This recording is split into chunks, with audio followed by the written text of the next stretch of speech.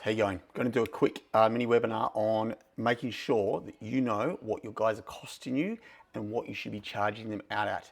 It's one of the things that is most often cooked when I see tradies. I remember back in the day, mates finished trade school, they'd hire other guys, they'd pay them 40 bucks an hour, charge them out for 45, think they were going to do all right. Wondered why 2 years later they had no money and were going into administration.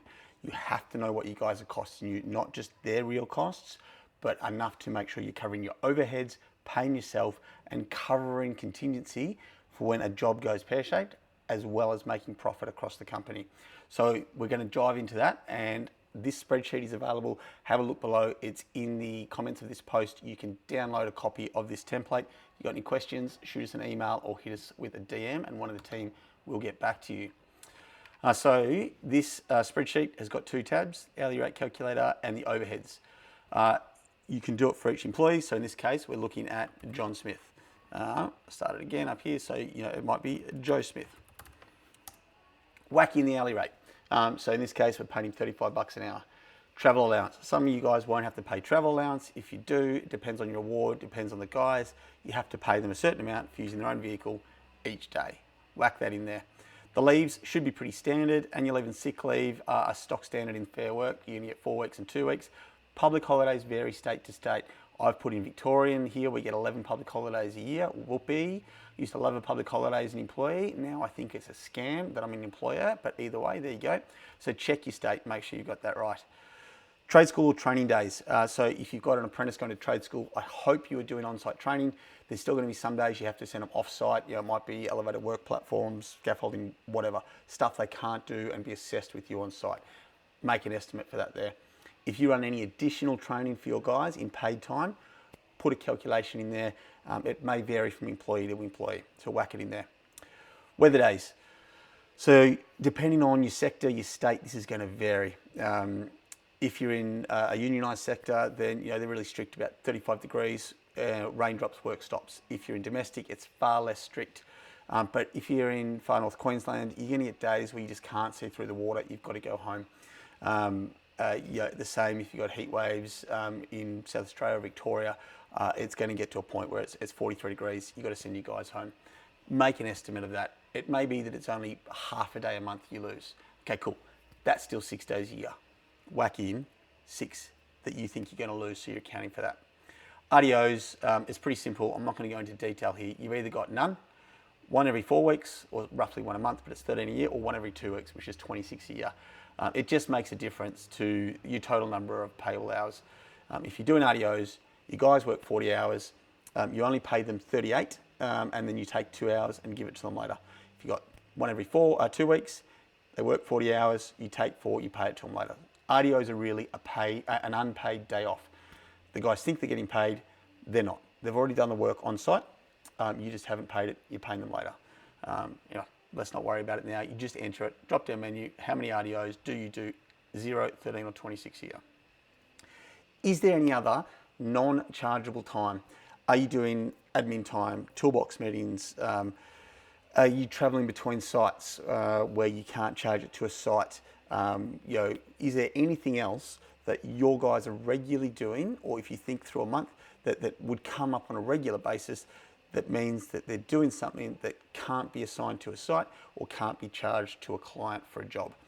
Depending on it, if you're doing maintenance jobs where you're doing 4 in a day, each takes an hour and there's 45, 50 minutes travel between each one, it could be that half the time each week is spent in non-chargeable time. If you're doing small plumbing jobs, you might do 2 in a day for 2 hours each, but you've got to transfer between sites. Now that you would cover some of that with call-out fees, but just still estimated here so you know what the guys are costing you. Superannuation, it's going to go up 0.5% every year. 1st July 2021, it is at 10% right there. 0.5% every year up until 12%. If you're going to be quoting on a big commercial tender that might be 2 years in the future, calculate what your super is going to be then so you're getting it right. Know your work cover for your company and your industry. It is really, really different from fencers pay a ridiculous amount, like 9%. Plumbers pay like 2%. So it depends on your sector, your industry, and if you're big enough, you will have an individual work cover rate That is total wages bill, total subcontractors bill, plus super. You'll pay a percentage of that because they calculate that's the percentage of time that you're going to have guys off injured. You don't have a choice, and trust me, it's much better than finding guys that are injured. I had a guy who dislocated his shoulder because he sneezed, walked onto site on a high pollen day. He dislocated it like 16 times before or something silly. Sneezed, hadn't got a tool out yet. I had to pay 90 grand in surgery bills, and he was off work for 9 months on full pay. If you want to get me started on a topic I'm passionate about, talk to me about that sometime. Payroll tax, I love this. If you employ enough people, you will get taxed extra. Once you have more than $500,000 in wages, the government pays you, it makes you tax more for the state revenue office, not the ATO. Again, go figure, the more successful you are, or the more guys you employ. Doesn't mean you're more successful, you might be making no profits, they're still hitting you with more cost. If you're there, honestly, good for you. If you're paying more than $500,000 in wages, work out how much you're paying on that. Co-invest, it is a portable superannuation. It's mandatory. If you're big enough, you'll be paying it. If you're not, you're going to get hit with it at some stage. It's worth calculating it. The annual cost here for Joe Smith is just under 85 grand a year, and his total billable hours are 1421 a year. So 52 weeks a year, 38 full-time hours a week. You've got 1,960 hours that you have to pay Joe for each year. He's only working for you for just over 1,400 hours a year. So the rest of the time that he's getting paid and not doing any work, or not doing work that you can charge for, he has to cover those costs when he is working. So straight away, just for the leave, the training, weather days, and super costs, he's got to earn $53.10 an hour when he's on site to cover the $35 an hour that you're paying him on site. Annual overheads. Easiest way to do this, we have got a separate tab here for overheads. If you have been doing this for more than a year and you've got all your stuff in Xero or some other online system, download it. I'll show you. We used to have multiple companies for different sectors. We siloed them. This is one of our companies from 2019. Our total revenue for that company was just over 5 mil. Then don't worry about all this cost of sales. So our variable costs, so materials, our wages, our subbies on site, none of that matters. The more work we do, the more subbies, the more staff we hire. The less work we do, the less guys we hire. It's this stuff down here that I want. Accounting fees, cleaning, management costs, management consulting, you're going to have including costs for managers and admin. So grab that figure, 955,441, whack it in there. If you don't know that, come through here. You can add all of these. These don't count. That's why they're in grey. You can put them in anyway just to make yourself feel happy. Put in all of the costs as you know. You know, if you've got an estimator paying 60 grand a year, put in 60. He's going to have super, which is going to be another 10% of that, and so on. This is percentage of owner's annual salary spent off the tools. If you want to pay yourself 100 grand a year, and you're going to be off the tools for half the time, you need to cover 50 grand of your costs in there. Fill out all the costs, it'll give you a total. If you know this, then it'll automatically take that figure. If not, it'll take your calculation or your best guess or your adjustment for whatever reason for the other one. Number of full-time staff. So I think in that siloed company, I think we had like 25, 27 for there, something like that. So the total number of hours those 25 guys are going to do is 35,500 a year, which means for every hour on site, we need to be charging an extra $26.89 to cover these overheads here. We then have what's called multi-project contingency. What I found over time is 9 out of 10 projects will do all right. They'll either make money or they'll be within QE. When a project goes tits up, it goes really, really tits up, or it's got the potential to. The guys realise there's no chance of bringing it back on budget, they give up, or the estimators absolutely balls it up, or it's just, you've got the nightmare supervisor or the nightmare client that you got to park the stuff 300 metres down a muddy driveway and haul it up freaking a massive hill. Whatever it is, it goes pear-shaped and you lose lots of money on every 10th job. There's no point in having all your other profit wiped out on that. I found over time we use 7%, but you can put in a contingency there if you want. 7% worked for us for all the other projects to make sure that we were still covering on the 9 out of 10 projects that went well, covering enough and putting it aside for the 1 in 10 project that went really, really crap. So our break-even rate here for Joe Smith is $83.71 an hour.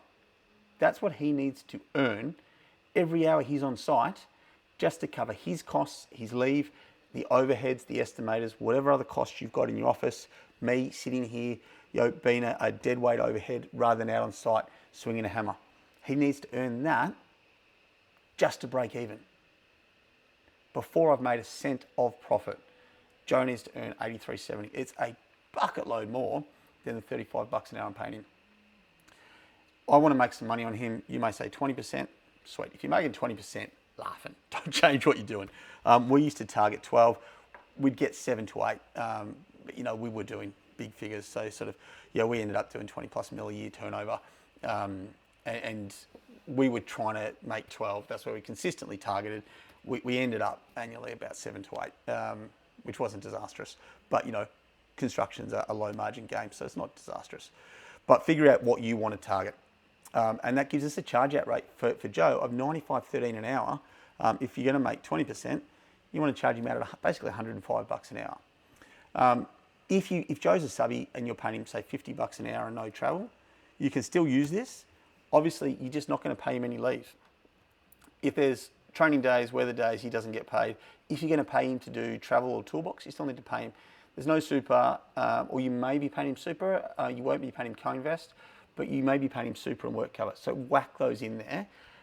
You still need, even as a subby, paying $50 an hour with no leave, you need to cover his non-chargeable time, super and work cover if you're paying it for him. You still need him to cover some of your overheads and your contingency for the projects that go pear-shaped. And even if you're doing small jobs, that's the one where you allow 4 hours or something goes wrong, you've got to go back to make the client happy, spend an extra 2 days that you didn't allow for. Put that in there and your profit margin. So even though it's slightly less, at a $50 an hour rate, you've still got to charge Joe out at $102. So hiring someone at $50 an hour as a subby and charging them out at $55, you are on a hiding. You are going to lose money. So make sure you know this. If you have any questions on this, guys, I know I've done it really fast and just smashed through it. If you've got any questions, shoot us a DM or an email. The other thing you can do really quickly is you can simply right-click on this hourly rate calculator here and move or copy and create a copy of the tabs. And then I can call this one, rename it as Joe Smith. So I can keep each of my, I'd end up with 25 tabs there for each of my guys, and I can go back and review them if I give them pay rises or things change. Any questions, guys? Let us know.